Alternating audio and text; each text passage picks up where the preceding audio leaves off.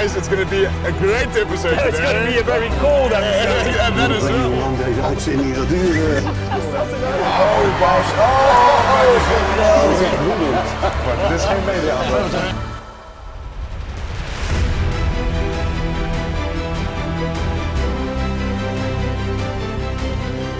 Good evening, ladies and gentlemen. Welcome back to Het is weer Rock 2024, the first show of 2024, and what an action-packed show we have for you tonight. A great panel, but more importantly, some controversy. First game of the year, some great results, but also some interesting decisions not to play a game because you don't have a front row. The panel with me, front row expert, one hand, welcome. How was your festive season? Ja, ik was in de gevangenis, zo dit wat ik niet veel meegekregen, maar ja, het was wel leuk. Great to have you. Niels Van Oeffelen from Ameland, the captain. Ja, klopt. Are you still the captain? Nog steeds, ja, gelukkig wel. Ja. Welcome. Of tenminste, we hebben nog geen wedstrijd gespeeld nu natuurlijk, dus we gaan zaterdag zien of ik dan nog steeds de captain ben. We'll come back to that just now, but last but not least, the man, the myth, the legend, Marc Mistou from Rugby Club at Gooi. Welcome on the show. Thank you. So, gents, obviously interesting festive season, a lot of rugby, but also some era class of rugby, but also fantastically for Rugby Netherlands. One of the South African franchises, the Cheetahs, officially named Amsterdam as their home venue for the EPCR. And this last weekend they played against Pau Section. Is that correct, Mark, in French? Section Paloise. Section Paloise. Okay, and that game happened in Amsterdam this weekend. What a day it was. Were you guys there? I just heard, ik hoorde dat er best wel veel braaivlees was en ook thuis in Zuid-Afrika was ook heel veel gesproken daarover. So echt complimenten aan de Nederlandse bond om het geregeld te krijgen. Absolutely, the Orange Nation, Cheetahs orange, the Netherlands orange, so everyone could wear orange. Some fancy dress competitions for the best dressed cheetah, which was won by a young boy from Almere. Got a signed rugby shirt from the Cheetahs. Unfortunately the Cheetahs lost. But what a game it was. Maar dat was ook uitverkocht, toch? Sorry. Yeah, it was sold out. Okay. I think I arrived there at 12 o'clock and it already, one side of the stadium was full. 2,000 Boerewors rolls sold. I'm not joking, when I arrived the guys were braaiing. When I left the same guy was braaiing. I'm telling you, his hands must have been medium rare by the end of the game. 2,000 Boerewors rolls sold, 1,800 packets of biltong. Jeez. I think you can say there was a lot of South Africans. All guys like us. Yeah, awesome. Veel eerste rijers. Yeah. I think maybe Harlem's first rowers are there in Boerewors instead of playing the game maybe. Hey Niels? Te makkelijk. Te makkelijk. Mark, at the game, obviously were you supporting Le Français? Ik was er niet, maar wel blij om een Frans team van een Zuid-Afrikaans team te zien winnen. Doesn't happen often. You heard it here first on Het is weer Rock. Doesn't happen often. But gents, obviously a great start to the season. I think, Niels, you had a tough game on the weekend? Ja, dat was erg zwaar inderdaad. Ik moest een rondje door de IKEA met mijn vriendin. Ik denk dat ik liever op het rugbyveld had gestaan. I think so, man. I think most men would prefer to be on the rugby field. Yeah. I think there we can start with that, the 13th of January. Haarlem tegen Ameland, 5:35. Maar hoe zit het nou? Dat was geen wedstrijd en Haarlem met toch 5 punten. Hoe zit het nou? Wat is de regel? Ja, it's a good question. Volgens mij is de regel gewoon 0-30. We zouden een reglementaire overwinning krijgen, omdat Haarlem kon geen eerste rij op de been brengen. Dus ik denk dat dat een beetje de afspraak was geweest. We hoorden dat begin van de week al. Toen is er eerst nog gesproken over het spelen met de uncontested scrum. Maar volgens mij is dan ook de regel dat je dan maar 14 man mag opstellen en ook geen wissels erbij. Ik kan wel begrijpen dat je niet met 14 man tegen 22 van ons wil spelen uiteindelijk. Maar ja goed, we hebben die afgelopen donderdag nog wel getraind alsof we de wedstrijd zouden gaan spelen. En pas op vrijdagochtend hoorden we dat hij niet door zou gaan. En ja, hoe die beslissing precies tot stand is gekomen, dat weet ik dan ook niet. Well, I think it's got more to do with that if it was officially cancelled, that there would be a big fine for Haarlem to pay. So therefore I think that this was probably agreed that this is the way to go, but I don't understand why you would give a try. But no conversion. Ja. I mean, Dino Bosic has got a kicking percentage as high as David Weersma. You would think that he would slot the one try, hè, Mark? You would say. Nou, wat dat betreft klopt het bij ons wel. Wij hebben gewoon 7 tries gemaakt, ook allemaal zonder conversie. En dan komen we ook wel aan. I think Kicking rate is nog niet zo goed. Ja. Nee, maar aan alle eerlijkheid, jongens. Ik zeg het ook aan de jongens voor de tijd. Ik vind dit een van de meest spannendste jaren of seizoenen in de ereklas. En toch is er nog steeds het team wat vorig jaar nog top 6 spelen, wat niet een wedstrijd kan opstellen. Hoe kan dat? No, well, I think they do have problems. They have 4 props with red cards. Oh, dat veranderde. They have 4 props with red cards. Well, it doesn't really change it because that means you have discipline issues. But and then I believe one prop left now over the Christmas period. He decided to pack it in, which is it's also, I think. Yeah. When you drop down to top 6, and I think this is one of the cons of having a top 6, bottom 6, is that if a team that thinks that they should be in top 6 doesn't make it, how motivated are your sort of better players or players that think they're better to actually stay in the game? Ja, en ik denk sowieso, props is altijd dat is een special breed, misschien ook wel, Wynand. Maar ja, daar zijn er gewoon niet veel van. Of tenminste ook niet, denk ik, die echt op het niveau ereklasse kunnen spelen. From our own team's perspective, we started the season with a healthy group of props. And I mean, we also have a lot of injuries in the front row. And I think the belasting op de eerste rij is hoog. Ja. En als je 3 of 4 props mist, dan gaat elk team in de ereklasse problemen krijgen. Especially if you have to play Ameland in the rain, you're going to be going back on the roller skates. So yeah. Ik zeg het altijd, de props zetten leven op het spel, elke scrum.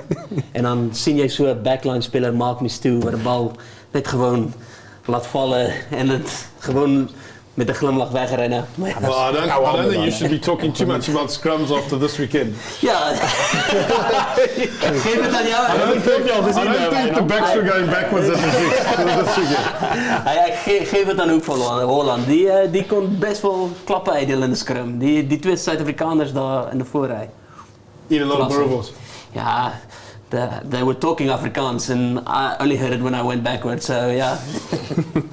So did the Dukes take the 3 this time instead? We didn't manage to win the scrums, but we did manage to win the game. Well, that's important. Your first win in what, 8 games now? Ja, en ook de eerste win van het top 6 team. So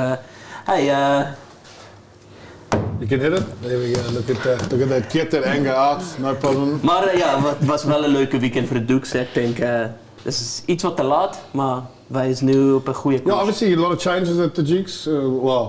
A lot of changes. I say that some personnel changes, but also in terms of players. How's that group? We're just talking about Harlem now, the top 6, bottom 6. How is your group, player group, sort of taking the fact that you're not in the top 6? I mean, is the motivation still there? Ja, de motivatie is nog steeds daar.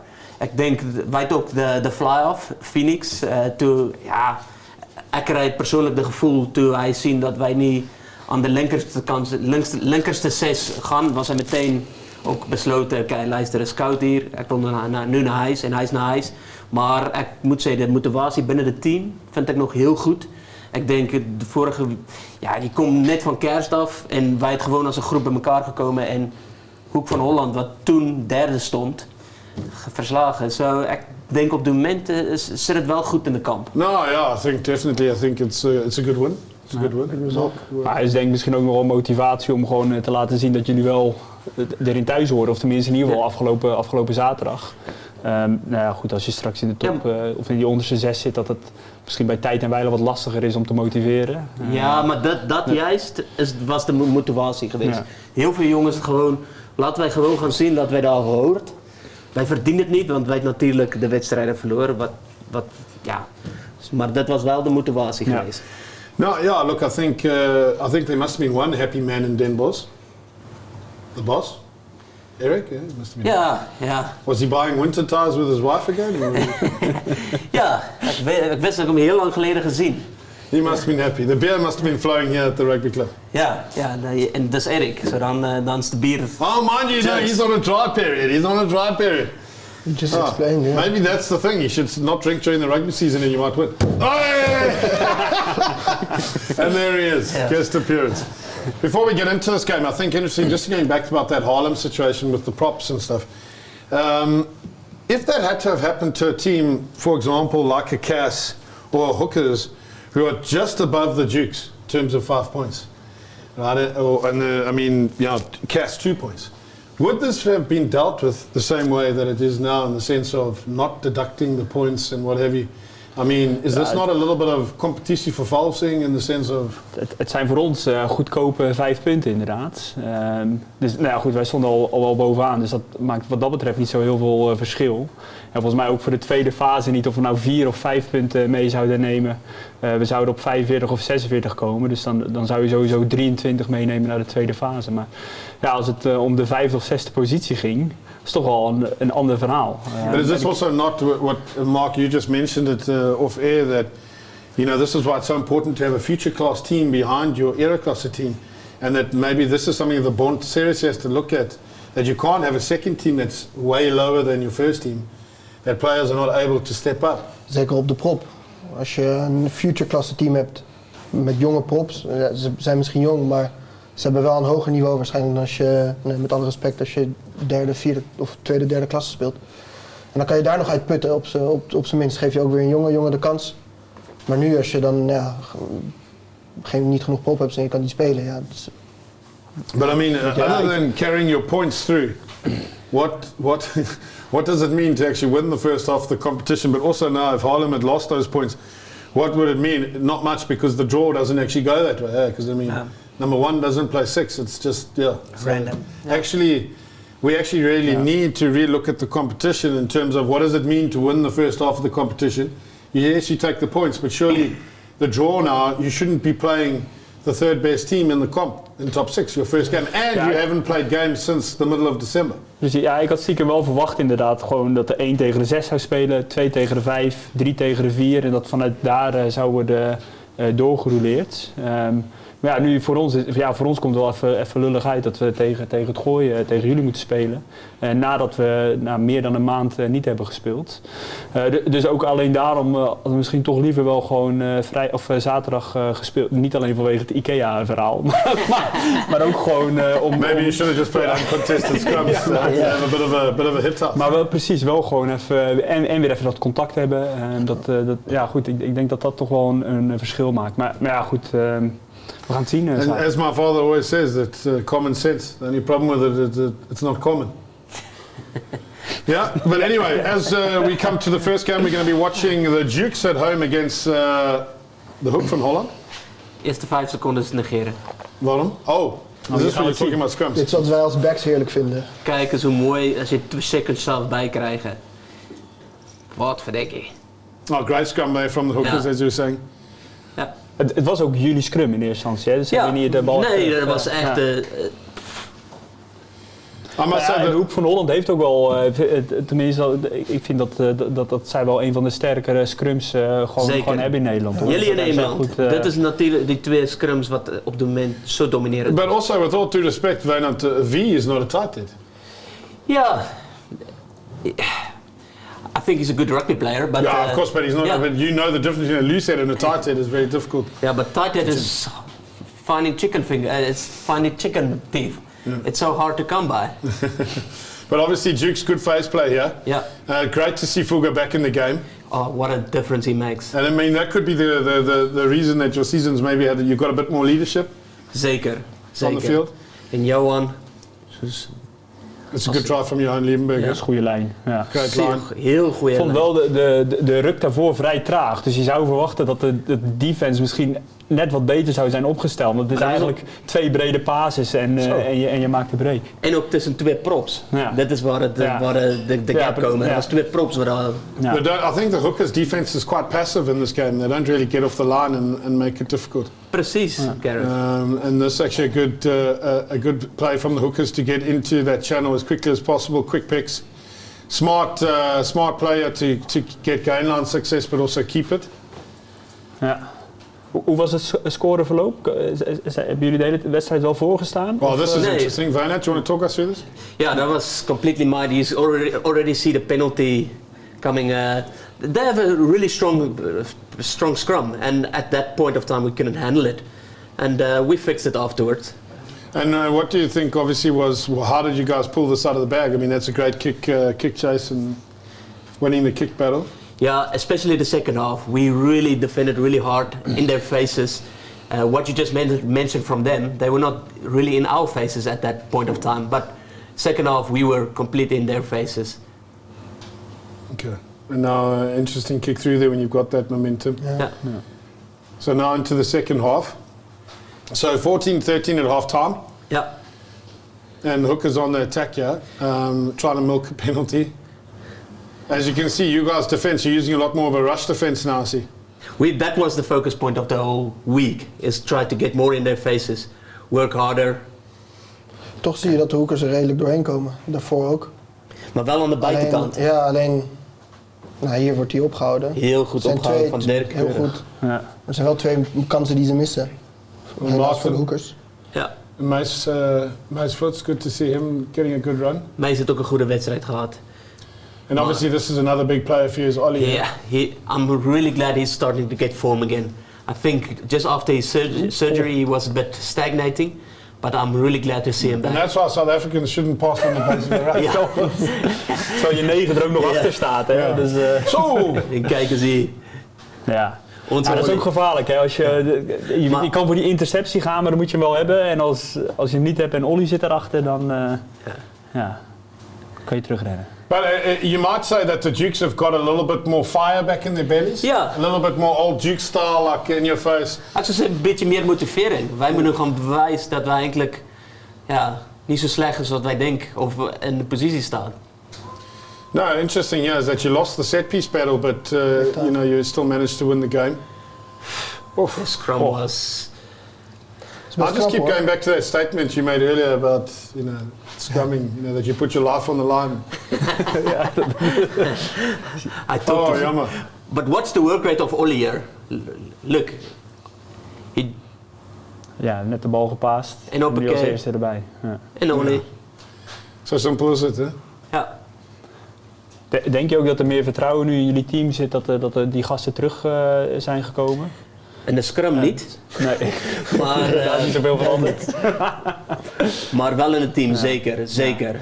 En ik denk eerlijk gezegd ook wel dat van buitenaf, hè, maar ik denk dat het voor de jongens als Milan van Dongen en Mees Voets misschien ook wel lekker is als Phoenix er niet meer bij is.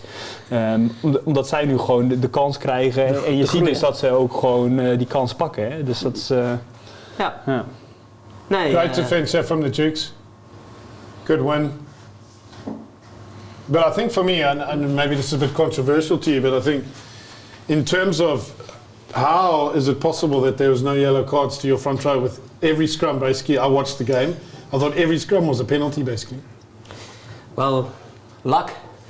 And I think we're going to talk about a little bit later in one of the other games, is that, for me, the inconsistency at the moment of, yellow cards, especially, from referee to referee, is way too big.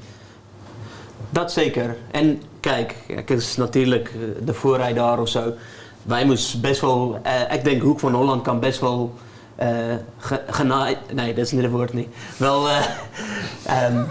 sorry, dat is niet het rechte woord niet. Maar ik denk Hoek van Holland zou wel genaaid gevoelen wezen in de scrum. We hebben een heel sterke scrum gehad. Wij als de Dukes hebben heel weinig scrums getraind, geen verskonings. Hoek van Holland was gewoon dominerend in de scrum.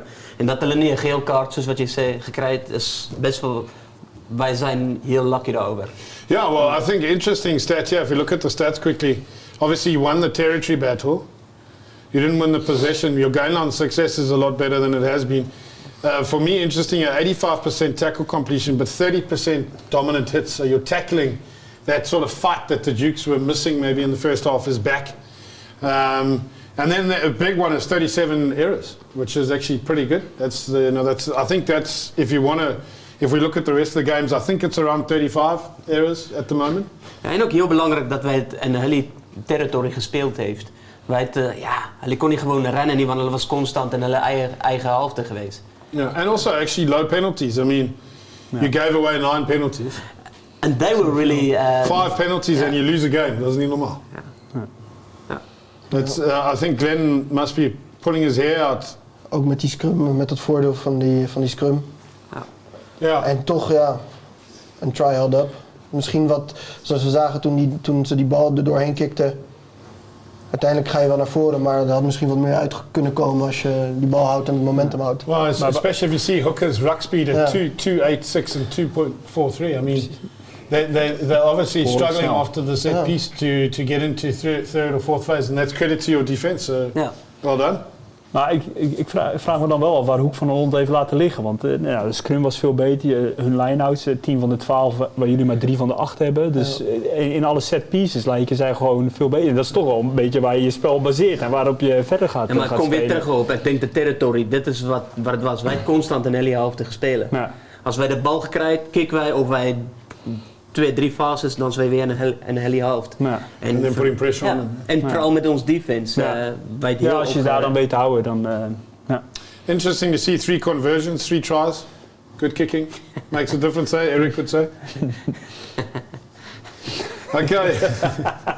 So our next game is Diok against Breda. So apologize for the picture there. But interesting, Breda, I think, we played them on the first week after January, easy win, 64-0. Yeah, they're really struggling. Ik vind het wel jammer, want ze spelen wel. Ze zoeken wel altijd voor om hun man te verslaan, offloaden en de bal in leven te houden. Alleen volgens mij, ook tegen ons, ze leggen het fysiek gewoon helemaal af. Die heeft gewoon eerste rijers om te spelen. So, Ja, maar ook hier zie je een defense best wel lateraal bewegen. Hè. Je zou verwachten dat ze gewoon even wat meer meters naar voren pakken. Want die ook had daar 2 wijde pases. Dus eigenlijk naar die tweede paas moet je gewoon in het gezicht zitten. But I think it's interesting what you say there, Niels. I think it's not always about playing attractive rugby. It's about getting over the gain line and holding that momentum. And I think that's where Breda, they might play a lot with the ball, but it's very lateral and very deep. Yeah. Therefore, if you've got a good defence system, you're going to put them under pressure. Once your skill set's under pressure, you make a mistake, you're always just on the back foot, aren't you? Yeah. Here again, it's just gain line success from Diok, getting over the gain line. Yeah.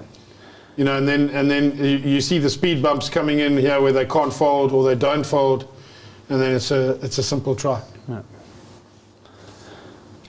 But is that not the formula how to beat a team like this? Just go hard. I think it's the formula to beat most teams. Yeah. I think that's the formula that most attack coaches want is gain line success. And I think if you look at your previous games to this games, I think you're way more direct now than you were in the first part of the season. You were trying to run around people instead of run through people. Yeah. And ultimately that's what you want to try to do from the word go. But in open play, Breda is a team that will throw it around and will throw caution to the wind and credit to them. They do play some nice rugby and put some nice phases together. Ja, en ze hebben ook wel gewoon een paar interessante spelers ertussen. Hè, die gewoon ook in de jeugdteams van het Nederlands team spelen. En die misschien vroeger ook wat hoger niveau hebben. Maar ik weet niet zo heel goed hoor, maar ik ken wel een paar jongens van Breda. En het is gewoon een combinatie van heel jong en talentvol. En toch wat ouder. Of misschien wel heel oud die het gewoon leuk vinden om te spelen. En het ook mooi vinden om nog een jaartje ereklasse mee te pakken. Maar in sommige gevallen misschien net even te snel gaat.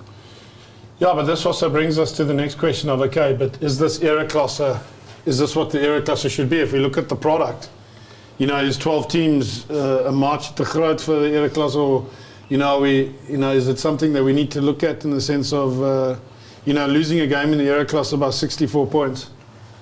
Is that what you want to see every weekend? But do you want to see then a 10-man competition? 10-man? No. Not 10-man competition, but a 10-team competition. Well, if you're asking me the question, I should be asking the questions, but anyway. I think that's what I was trying to get to, Wynand. Misschien wel iets. Ik wil Breda nog wel de kans geven in die onderste 6. Hè. Het is voor hun eerste jaar ereklasse. Ik durf niet te zeggen of ze al een keer eerder ereklasse hebben gespeeld. Dat weet ik eigenlijk niet.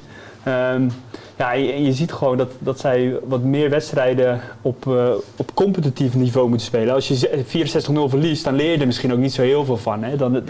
Dan is dat verschil gewoon te groot.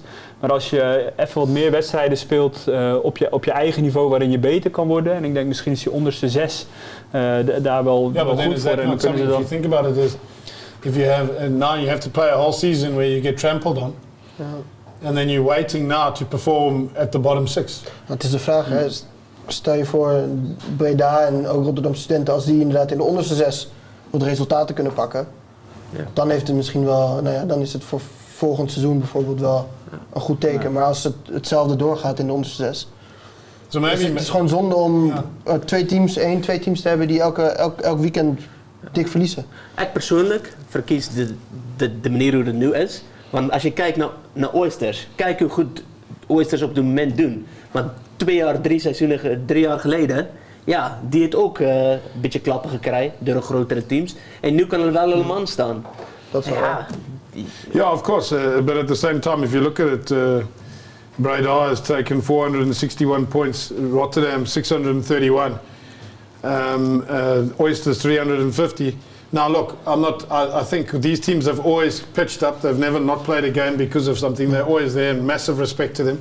Not trying to take that away from them, but if you look at the product of the Ereklasse, maybe the Ereklasse, if it was, like you say, a qualifying stage, and then top 6, bottom 6 earlier in the season, instead of having to go through 6 or 7 weeks of, for them, is it really worth playing certain games? I don't know. It's interesting. Nou ja, dat denk ik niet inderdaad. Als je met 60 punten of meer verschil verliest, dan wat ik net al zei, daar leer je niet zo heel veel van. Dus die wedstrijden zullen misschien ook niet zo heel veel waarde hebben. Maar laten we die onderste 6 afwachten. Je weet het nooit. Misschien heeft het wel goed gedaan. Misschien raken ze nu ergens in een flow of iets. Ik zou het hopen voor ze. Yeah, but it also comes to the point of, is the season not too long and played in the wrong bloody time of the year with all this weather that we have now? Daar moeten we wel wat op interesting discussions. We can talk about this all night. We don't have it all night, unfortunately. But our next game, which is actually part of the coach's corner, which has been analysed by a couple of our special analysts from Hetters Weer Rak. We looked at the Rotterdam or Cas versus Rotterdam game in Castricum. Interesting game. We apologise for the filming that it's so low, but this is the level. But as you can see, there'll be certain parts of the game that will stop and we'll show you certain things. But Rotterdam, I mean, if you think about it, their strength, their backline is unbelievable. So the last thing you want to do is give those guys any sort of chance of getting into space. And as you can see, the 2 lines there on the field, that just shows there's 11 defenders in that space. And now, obviously, Rotterdam sucked them in, a couple of passes, and they're away into the corner for a good try. Ja. Nou, ik denk, ik ben ook echt onder de indruk van een 10-12-13 combinatie bij Rotterdam. Dat vind ik stuk voor stuk hele goede spelers. Maar als je Rotterdam zo dicht tegen je eigen try-line hebt, dan moet je wel een klein beetje naar binnen komen. Want ze hebben ook nog steeds wel gewoon zware gasten in hun voorwaarts. En als die gaan pick and go... Smart play. So what we're doing is pausing the game just to show you. Obviously, Cass's tactics in the first half was the kicking game. But if you don't have a chasing game and you kick aimlessly, then this is what happens to you. Especially with that backline. Okay, unfortunately we've gone back here. Rotterdam speelt naar mijn idee echt heel slim, want ze leggen je echt op de pijnbank met een voorwaartse, zoals je ziet. Waardoor je wel moet, zoals je net zei, je moet wel naar binnen komen. En dan als je die backline ruimte geeft. Yeah, so obviously, like you say, they have to come in here. But if you look, Mark Walker's on the outside. He's a big boy. He should be trying to get into the middle. And now we'll move to that kicking part. So if you see here, and I'll pause it as we go. As you see you see their kick chase line. See that the red line there. Now he's kicking away from the pack. Yes, he hits grass, but he's kicking to probably. And now look at the line. Yeah. There's no straight line. There's no real kick chase. And a good return from Maddox, who's probably one of the, if not the best 10 in the comp this season, his game management. And here he does well, Lucas Paskins. But now he kicks across the field. And this could have been a better attack from Pierre Monolja. But look at the line again. So you're kicking and it's just gaps all over the place. You don't really want to kick aimlessly. If you have a good kicking plan with a good chase, then you do well. So they give the ball away. They've made no meters. Rotterdam have made 30, 40 meters for nothing. Now their big runners come in. And once again, two punches off the 9. And now look at the width here. You know, and this is where Rotterdam are so dangerous. You know, a little bit of pistoning maybe. Suck them in. Okay. Another carry. And now a lot of players trapped for Cass between the lines, and here we go. So 1 pass, good handoff, 2 pass into the space. Oof. And this is Rotterdam, you know, they use those forwards wise and then get it. But also the defense from Cass here, no real line speed and pressure to try to put them under a bit more pressure there. Ja. Here again, to an edge. Ja, en ik denk ook dat je geen lijnspeed op een gegeven moment meer kan geven. Komt ook omdat die voorwaartsen over het veld moeten bewegen achter die kick aan. Ja. Kijk, als je een kick over je voorwaartse kikt, dan hoeven ze alleen maar naar voren te rennen en niet nog zijwaarts. En nu moesten ze van links naar rechts, van voor naar achter, alle kanten op. En dan worden ze vanzelf moe. En als je dan ook nog je lijnspeed moet geven, die zijn al vermoeid geraakt. Ja. And here Cass in the second half now start playing a bit more of their rugby. You know, getting into Rotterdam, getting back in the game with some pick and goes. Very interesting play here. A lot of the Rotterdam forwards, for me, are where you need to attack them. But you see a lot of the backs trying to defend next to the breakdown. The big boys standing back. And you'll see now how we've identified this. You're right. So there, another advantage from the referee. Okay, now it's mostly backs have folded around the corner. And there's your 12, your 15 and your 9 all in there. So those are all backs. Yeah, so that's good work. Now the forwards fold past them and watch who's standing at A and B. Is your 9. Okay. And now there's forwards inside that centre, so he couldn't really push, and then there's a try. So there again, there's a mix between the forwards and here's very interesting. So that's the prop we've highlighted. Watch how he comes in the side. Okay. First advantage coming in the side. Okay. Now the second advantage. Look at the other player pulling the player out there. That's 2. And now the third one pulling it down. That's 3. That's 5 meters from the line. No yellow card. Nothing. Now ask you, is that not cynical? So Cass get another shot. Now they do it again. Now look who's at A again as the centre. Or 10, I think. Or mind you, they hide their 10 pretty well. Now watch here. Fold round. There's your 13, your 9. And there's a prop outside them. Yeah, those are 2 backs defending there. Mark Walker, just a latch. And I'm sorry, 2 forwards against 2 backs. You should win that every day. Yeah. Then here, this is a special mention for our Portuguese international. Look at the work ethic here. That's his first tackle. This is serious effort on D. Watch him. He gets up, reloads into that space. Okay, holding space. Okay, now watch here. Comes the next one. Second effort from him.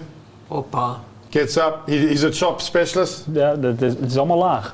But if you bring the tip option in here, he might find himself in a bit of trouble. But yeah, he gets up. Next hit. Third one. He makes it there. Gets up. Watch the double hit. Fourth. Look at all the forwards standing on the outside of him. Those are 2 centres now making the double hit on Mark Walker. Now that's number 4 from him. Or 5, should I say. Watch this now. He gets up. And then he tackles the player into touch. And there he stands up. Ja, keurig. Hoppa. I mean, that is special. I think that he makes the Rotterdam defense. Ja, ik denk inderdaad, vaak wordt er wel over een 10, 12, 13 gesproken, maar met name in aanvallende zin. Yeah. Maar hier zie je dus inderdaad dat die gasten kunnen ook wel verdedigen. So yeah, their defense at the mall, if you can stay square against them, you see how they try to do that, but Cass actually do a good job at staying square. Yeah. And this, I think, if you want to beat them, look at those big boys standing upright, you know, not really pushing in. If Cass had a better technique here at the mall, I think, but there again, another advantage at the mall for Cass. You know, so interesting, if they had better technique and worked more cohesively, I think you could put Rotterdam under a lot more pressure. Ja, vooral samenwerken. Het lijkt alsof ze vechten met elkaar over wie de bal wil overnemen. Maar dat moet gewoon zorgen dat je dat momentum naar voren houdt natuurlijk. So that was from the coach's corner, a little bit of analysis using analysis software. Just trying to show a few things there, but look, to give credit where credit's due, Rotterdam, the first half were very clinical. They played to their strengths. Cass fell into an aimless kicking sort of game with no chase. Yeah. And Rotterdam punished it. And I think with like, as you said, Niels, the 10, 12, 13 is a very, very strong combination for Rotterdam. Ja, dat is zeker. Yeah. They beat us by just doing the basics really good. I think they're a team that... Ik denk dat is een team wat de basische dingen echt heel goed doen. En heel snel, heel effectief. Ja. Die heeft geen één voorwaarts. En die doen de rechte dingen goed op de rechte moment. Yeah, and I think if you look at their subs as well, their coach management or they coach their tactical play, they're subbing the big boys every 25 minutes, bringing them back on to bring a bit of impact. So yeah, interesting there. It looks like Rotterdam have the right recipe or the formula at the moment and deserve to be at the top of the table. Ja, dus het is dus ook niet heel effectief, maar het is ook heel efficiënt wat ze doen. Hè? Want ze gebruiken die gasten dus wel op een juiste manier, ook om ze op de juiste momenten weer even rust te geven, zodat je ze daarna weer kan gebruiken. Goed bedacht ook. En ook gewoon goed gebruik gemaakt van de regels die er dan zijn. Hè? Dat je kan doorwisselen en dat je... Ja. En waar we het net over hadden, ook tijdens de wedstrijd van de Dukes. Wat Rotterdam ook heel goed doet, vind ik, is op de helft van de tegenstander spelen. Zodra bijna alles wat ze spelen is op de helft van de tegenstander. En zodra je die bal bij hen terug probeert te leggen, hebben ze een fantastische kicker die hem weer diep in je eigen helft kikt. Ja, dat is gewoon... It makes a big difference when your big forwards are going forward. Precies, het is lastig om daar tegenop te boksen als je de hele tijd gevangen in je eigen helft zit. Ja, maar ik vind het, again, penalties for Castricum 17. Okay. And they gave Rotterdam 10. So, here again, I mean, look, Rotterdam, in their first half performance, obviously outplayed Cass tactically and put them to the sword. But I think some questionable decisions in the second half with 17 penalties, especially when you're on the attack. What reward do you get if you're mauling and doing this sort of stuff, and it's advantage after advantage after advantage, but no reward instead of, cards? I mean, that does make a difference. Ja. Ik ben benieuwd, want we zien nu 1 clip inderdaad en in 1 clip 3 penalties. Maar als dat keer op keer zo is, dus als het mol na mol na mol is, nou ja, zeker als er 3 penalties in 1 actie zijn, dan denk je toch wel op een gegeven moment moet er wat voordeel uitkomen. Ja. Het probleem is, wat moet je doen als dit 1 keer gebeurt en dan over 10 minuten gebeurt weer iets hetzelfde, ja. But I mean, you look at those 50 errors. Yeah. You guys made 35. Yeah, there you go, 15 errors difference. I mean, that's interesting stats as well. 50 fouten van Castricum of van Rotterdam? I think it's Castricum. Castricum is aan de linkerkant. And I mean, look at the ruck speed, 4.7. So. It's way too... And there again, 20 kicks in play, but Castricum's not really a team that kicks. So interesting tactics. They're usually a team that's in your face running, same way sort of play, so interesting. Ja, en ik denk dat juist ook is wat je tegen Rotterdam wil spelen. Want je wil hun voorwaarts eigenlijk vermoeien. Hè? Dus dan, en als jij nodeloos gaat kicken, waarin hun voorwaarts gewoon in het midden van het veld stil kunnen blijven staan, wachten totdat er een keer wat voor hun te doen is. Dan maak je ze niet got a 12 that does all the tackling. Ja, precies. Zeker als het paniekkiks zijn, zoals we net zagen. Dat heeft niet zo heel veel zin. Nee. Okay, so we'll go to the last game that we have. Gooi tegen de Oysters. Mooie wedstrijd. Ja? Oysters beginnen heel snel. Heel goed. What was the halftime score? No, it was 9-7 to the Oysters. Is dit niet een snelle ingooi? Ja, goed gezien. Ja, dat is heel goed gezien. Ja, dit vind ik wel leuk als voorwaarts zo beginnen denken. I think that was more the center. Kon Evan dat niet zelf bedenken? Evan's not going to like me for saying it. But I think impressive vote to Borks, number 3. He, this is his 3rd game as playing prop. Ja, dat viel mij ook op. Dat hij normaal hij is van tweede rij naar tight gegaan. Yeah. But Oyster started very well. But then in the second half, Goy just went back to the basics, Mark? I think maybe I should let you comment more about this sort of stuff than me. It's a bit biased, probably. Nee, ik ben het met je eens hoor. Ik denk ook dat dit wat je ziet. Ja. Ik vind het wel mooi om te zien. Evan zijn tweede trui bij deze wedstrijd. Ja. Ligt misschien aan zijn scrum cap. Ik heb hem ook nog niet eerder met de scrumcap op zien spelen. Het is ook een beetje, weet je, de Oysters staan erom bekend om een fantastische backline te hebben. Maar waar moet je tegen de Oysters spelen? Nou ja, in de voorwaartse. Dat is tenminste waar ze onbekend staan, hè? Ja, maar de gooi van de tweede helft was niet de gooi van de eerste helft. Nee, dat is helemaal niet. Maar dat zie je nu ook. Hè. Het gaat veel meer rechtdoor, het gaat veel meer er doorheen. Heel fysiek. Veel meer snelheid, veel meer over de gain line. Yeah, but also I think Oysters, I mean, here again, we had 2 yellow cards in the first half. Oh. Ja, Dat is... en de eerste helft. In the first half. Bam, bam. And, but this is what I'm saying. After watching the other weekend's games, I'm thinking, okay, but the inconsistency of yellow cards is just, it's huge. And it's something that needs to be looked at, or we need to have clarity on, to make sure we understand as to, you know, what it's all about. Ja. Yeah? Mooi.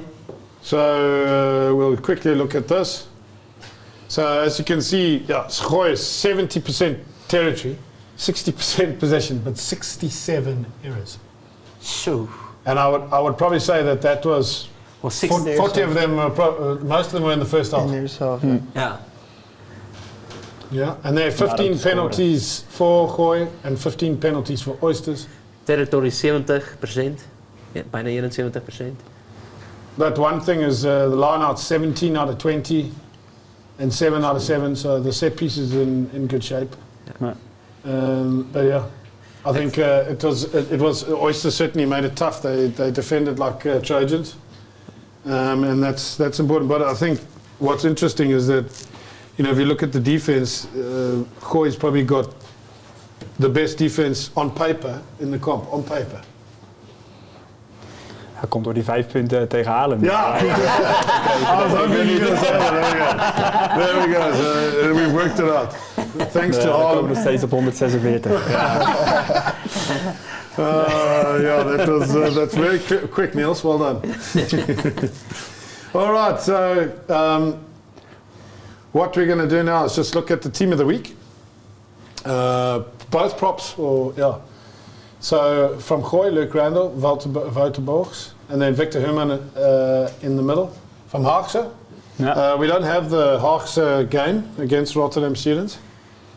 But then there we've got the Hoek van Holland second row, Oyster second row. He had a very good game. That Aaron Hoeksma, he had a very good game. Ja, dat is een goede speler. Dat Ja. vind ik ook. Ja. Yeah. Only one. Een goede... Is hij Nederlander? Ja, Ja. zeker. Ja. Oké. Ja. Met Hoeksma? Zeker. Ja, oké, ja. Tegenwoordig weet je dat niet. En Aaron kan ook op meerdere posities spelen. Hè. Volgens mij is het begon het seizoen bij Oysters op de eerste rij. Okay. Maar volgens mij is het niet de eerste keer dat hij als tweede rijer ook in Team of the Week komt. Wat verdikke. Dat is, ja. Yeah, and also special mention for Rolf Steinbach. I thought he had a fantastic game. Oh, Special little player. He seems to be able to make. He's a magician with the ball in the end. So credit to him. But that's the team of the week. So yeah, interesting there. No big surprises really. Other than that, there's no Dukes players. ja, Dukes win uiteindelijk een wedstrijd. En de speler in het team of the week. Nou, So oké. there's controversy. Dat is vaak ook een graadmeter. Hè. Als je niet in Team of the Week staat, dan heb je toch best wel een goede wedstrijd Yeah, well, gespeeld. that is the formula. That is the formula. Do well and you won't be in the team of the week. I mean, we had 67 errors and 3 players in the team of the week. You had 35 errors and none. Ja. But you see, defense doesn't win the stats of the week Ja, or team of the week. it wins the games. But anyway, ladies and gents, that brings us to the first part, the end of the first part of the show for us tonight.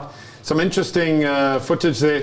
We've got some great predictions coming up for the upcoming games. Some really interesting games in the top 6 and bottom 6. Don't go away because I'm sure there's some controversial calls here that are going to happen. So please stay tuned and see you just now.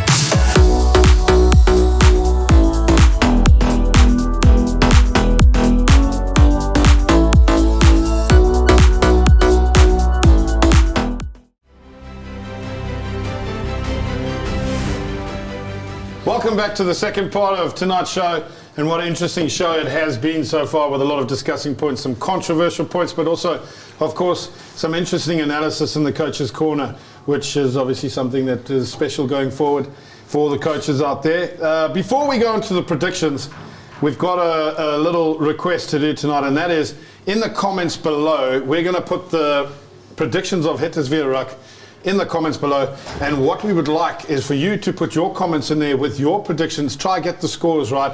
If you get the scores right, the winner of every week will be recorded, and if you're the biggest winner at the end of the season with the most weeks, with the most games predicted, you'll be invited to the end of the season show, which is going to be an absolute cracker. You don't want to miss that out, with a lot of great guests, but also hopefully being able to crown the Ereklasse champion, Niels. Something that you're interested in? Daar zijn we wel geïnteresseerd in. Ja. Wij ook. Zeker. Ja? Wij ook. Maar het wordt De platefinale. Volgend dat jaar. kan toch gewoon. I think the plate final is somewhere here. The plate, there's the plate. Eric's favorite trophy. But please, ladies and gents, the show, we'd love to also hear your comments about the show.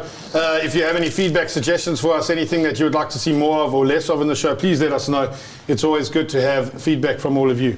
And also, thank you very much for watching and supporting the show. And if you could subscribe and even donate, it would be fantastic. So, gents, it's that time. Top 6, bottom 6, good feelings, hard feelings. Yeah, not blaming anyone. No. Alleen onszelf. Only yourself. Yeah, so there's a true, honest front Verstandig row. antwoord. Okay, so Saturday the 20th of January, and then we have the Champions Pool and the Trophy Pool. Okay, so should we start with the Trophy Pool, gents? Ja, I think so. Ja, dat is prima. Okay, first up we have Oysters against Haarlem. Controversy. This the last time at Oysters won this game. And wasn't there some funny comment about referees? Ja, precies. Er was ook. Het was een van die. Volgens mij was er al een groep gesticht of zoiets. Ja, ik laat het daar. I think I'll just leave it there. Ja. Okay, so Mark, we'll start with you. Ik ben benieuwd of hij doorgaat. Dat is de eerste. No. Als wij zo beginnen. Waarom? Als wij zo beginnen. Nee, een week is niet zo lang. 35-5. Ja, precies. Of mij is 37-7. Misschien kunnen ze de conversie maken. I'll put money on a prop scoring the winning try. Ja, precies. Malcolm, I have to push you for an answer. Nee, ik denk, als beide teams compleet zijn, zou ik toch nog wel zeggen Haarlem. Dat is mijn antwoord. Haarlem. Ja, ik ben het daar toch wel mee eens, denk ik. Ja? Nou goed, waarschijnlijk ook als ze deze show hebben gekeken, dan zullen ze waarschijnlijk toch een gevoel hebben dat ze iets hebben recht te zetten. En ze hebben al iets recht te zetten in Oosterwijk na die verloren wedstrijd. Volgens mij was dat ook echt krap aan, 21-20 of iets in die richting. En ik denk als Haarlem gewoon hun playmakers erbij hebben, Daniel Jones op 9, Storm Carroll op 10, dat ze daar echt heel veel profijt van gaan hebben. En dat die het verschil kunnen maken. Ja. Maar ik zie jou al kijken op... Nee. Van de inside information. Oké, ik ga voor Haarlem. Ja. Haarlem, two Haarlems. Hart zeggen Oysters, hoofd zeggen Haarlem. Uiteindelijk Haarlem ook. 3 Haarlem. Ja, weet je wat het is? Precies, Haarlem met die slechte spelers. Quermy, Stone Carroll, dat is een hele hoop talent. Ja, dat is ook de ding, maar weet je wat? Volgens mij heeft Haarlem 15 spelers. Ja, dan gaat het voor Oysters. Kan ik hem ook nog ik heb het besluit genomen, Oysters. No, well, I think the thing is you got to look at, do they have the props back? If they don't, they have to play with 15 players. If they get a prop injury, they forfeit the game. Basically, they go down to 14 players. Now, I think Oysters by plenty. Maar gaan ze hem dan wel spelen? No, yeah, that's a good question. Let's wait to see that. Vorig weekend ook I'm going to go spelen. Oysters. Me as well, Oysters. Oh, you're jumping. Blijf wel Haarlem? Oysters. Ik zou het zeggen.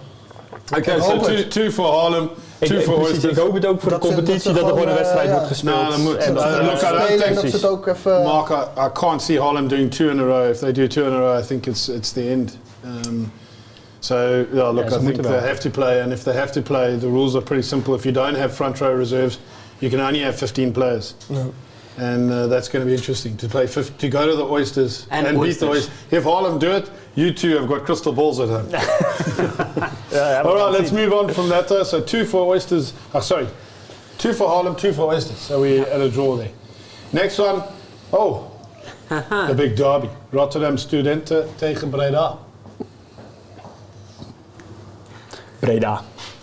Breda, Niels. Ja. Wynand. Brabantse broeders, Breda. Ik denk ook Breda. This is a tough one because at Rotterdam Students, I like the way Rotterdam Students are playing. I do like their style, but they're pretty similar. Yeah. So it'll be an attacking game, that's for sure. And the sun apparently is going to shine. So maybe there might be a bit of. So you know what? I'm going to go against the grain. I'm going to say Rotterdam Students are going to pull one up the bag here. First win of the season. Come on, Rotterdam Students. Eerste punten. Hey? Eerste punten. Yeah. Not even a bonus point. So big call. But you heard it here on Het is weer Ruk. As Eric says, it's always true. Yeah. Last but not least, the Dukes tegen Diok. Come on, Dukes. Come on, Dukes. We'll start with you, Rana. No, I'm backing the boys. You're backing the boy. Yeah, we're doing it. We're going for it, Dukes. Okay. En Mark? Na vorig weekend hè. Toch weer gewonnen. Thuis spelen, Duke is altijd vervelend om te spelen, vind ik zelf. Altijd vervelend om hier te spelen, altijd lastig. Dus ik denk ook wel dat jullie het gaan doen. De Dukes. Rumor has it Wynand's been eating scrum machines for breakfast since Monday. Exactly, after that weekend. Zondag denk ik al. You couldn't have been able to stand up straight after that. Ik ga niet zeggen, ik was niet de meest flexibelste persoon de volgende dag niet, maar ja. Nou, ik zeg hier ook Dukes. Ik zie Dukes ook wel een beetje als favoriet voor de plate dan in ieder geval. Of die nou wel of niet aan het plafond komt hangen. Could you actually predict that this could be the final? Ik denk het wel. Ja, ik vind ook wel, hier zie je dus ook gewoon weer dat ze 7 tegen 8, 9 tegen 10 en 11 tegen 12 mee beginnen. Waar je dat misschien ook anders zou willen zien. Of zou verwachten misschien wel. Maar ja, goed. Ik denk dat Dukes die ook zomaar eens de platefinale kan zijn, inderdaad. Het hangt er denk ik erg vanaf hoe het met Haarlem eindigt. Ja. Of die blijven doorspelen, of tenminste wat er gebeurt met hun props. Okay, so we've got Anders 3 Dukes, yeah? Sorry, Mark? Nee, anders heb je 3 mensen, denk ik, 3 teams die voor die platefinale gaan. Maar anders... if Haarlem get all their props back and their players back, I think they'll be a threat, yeah, for sure. Anders Dukes die ook. Ik zie niet echt hoe dat anders zou kunnen. So, we've got 3 Dukes. Ja.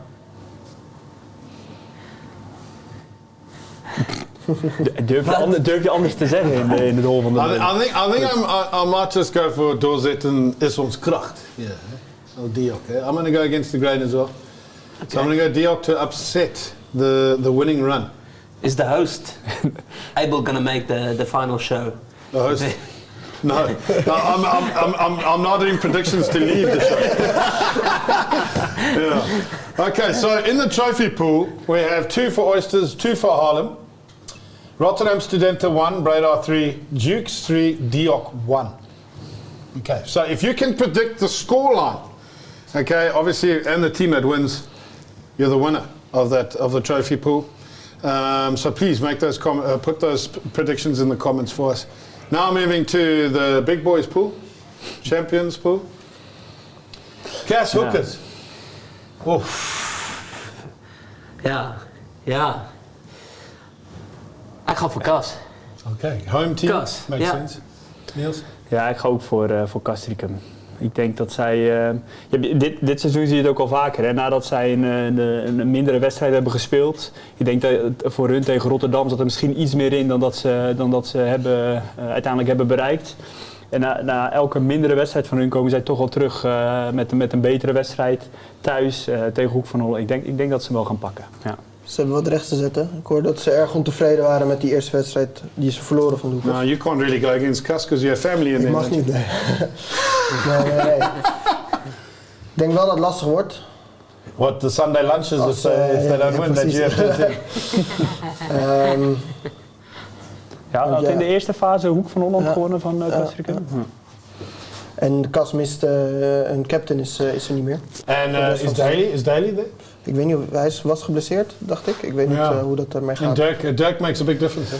What a player that dat is. is een hele goede speler. Dirkie Winnick, good luck in Australia, bud. Zeker tegen zo'n team als Hoekers met grote voorwaartsen. En set piece, hè. Ja. Maar ik denk wel, ik hoop dat Cas wint. Ik ga Okay, voor so Cas. we got 3 Cas. Yeah, I think I'm going to join in that and say Cas are going to pull it off at home. You know, Cas usually after a loss is a different team. Ja. En ze moeten, hè, want als ze aansluiting willen houden met, laten we zeggen, de top van de Champions Pool. Ze staan nu, hoeveel punten staan ze als het, volgens mij 8 punten verschil met de eerste. Yeah, but 4 from the third, so yeah. Ja. Dus dan heb je wel meteen weer aansluiting. Yeah. Yeah, okay, so Cas to win that. So full house for that. Cas against the Hookers. Wow, de kraken. Gooi tegen Eemland. Ja. Wynand? Eemland. Sorry, dat is misschien te snel gezegd, maar... Hoezo, sorry. Ja, dat is, tegen, tegen de host. Ja, oké. Tegen de host. Ja, ik vind allebei teams fantastisch, maar Eemland voor mij, uit persoonlijke ervaring, Eemland dit jaar was onspeelbaar voor mij. Zo, Eemland. Wat gooi. Thuis, als het zonnetje schijnt, als we klikken, dan... Een hele hoop alsen. Ja, de zon gaat schijnen, we gaan klikken. Ja. Dus dan gaan wij dat... Niels? Ja, aan mij niet te vragen. Ik ga voor Engeland natuurlijk. I think I'm going to just do a forward defense here and just, as Mitch would say, deflect. No, look, I think it's going to be a cracker of a day. So it should be good to get done. So we'll give it 3-1 to Gooi, 2 to Engeland. I'll stay out of this just to be neutral here. Yeah. Of course, Gooi is going to win, Eric? It's usually if Eric says it. Okay, and the last one. Oeh.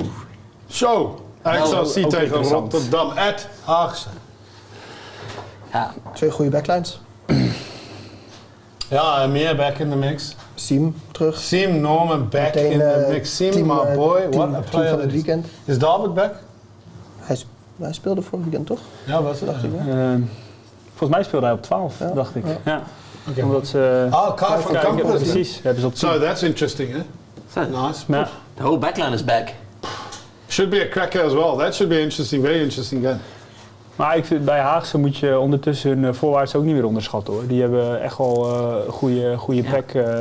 Sowieso al niet, maar vorig seizoen al niet. Maar dit seizoen ook, hoor. Ik denk dat ze daar ook alleen maar sterker in zijn geworden.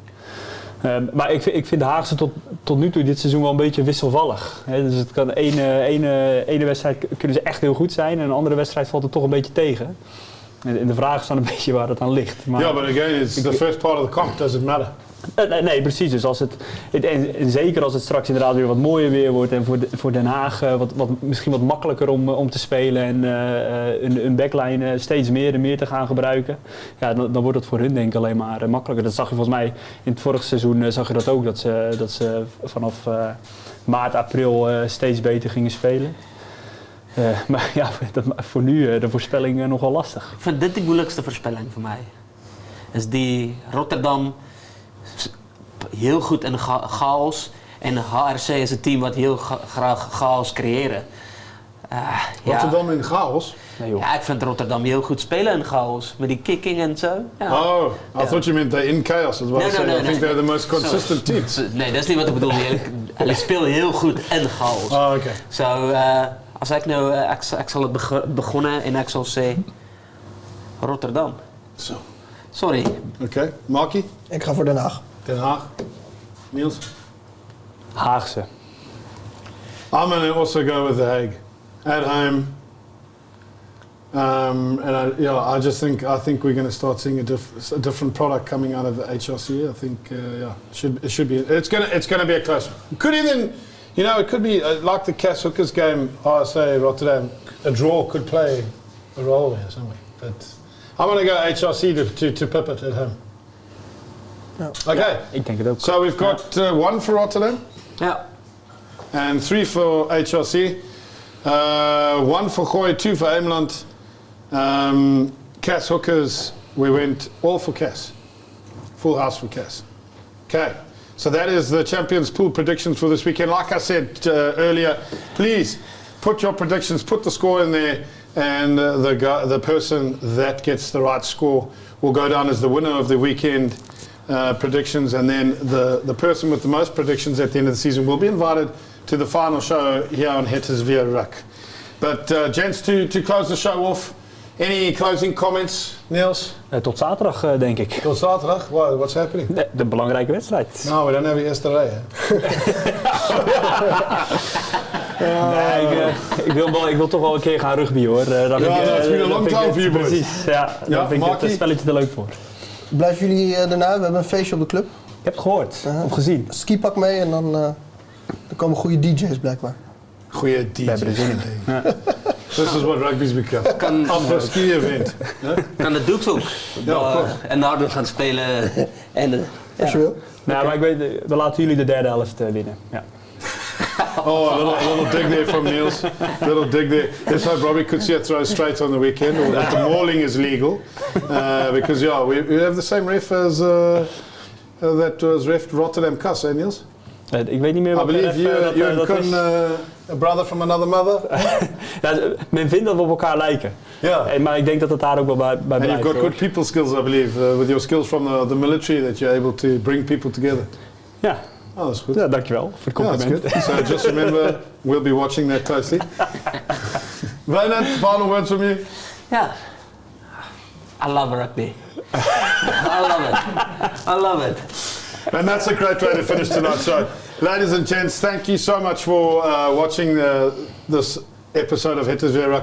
It's been an absolute privilege, and as Wynand says, we all just love rugby. So take care, all the best, houdoe and bedankt. Thank you. Well done.